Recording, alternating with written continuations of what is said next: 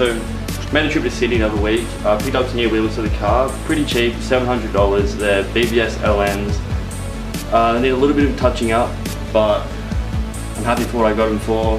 And should be going to a car meet tonight as well, which is about 15 minutes away from my house. So I'll take you guys along with that as well, show you some nice cars, take you through a drive. And these are the new wheels.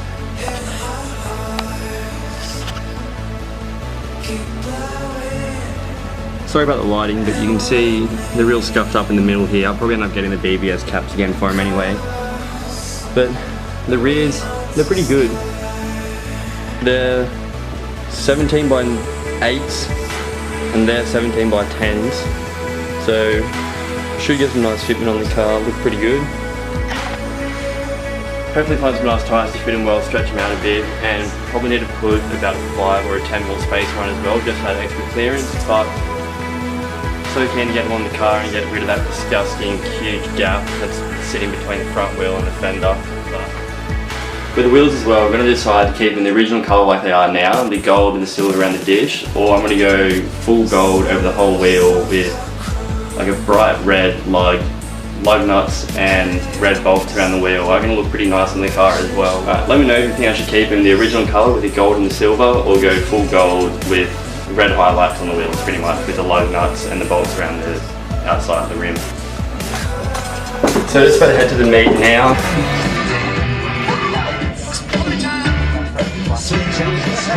I'm going to go downstairs, start warming the car up, and then we'll be on. So see you at the meet.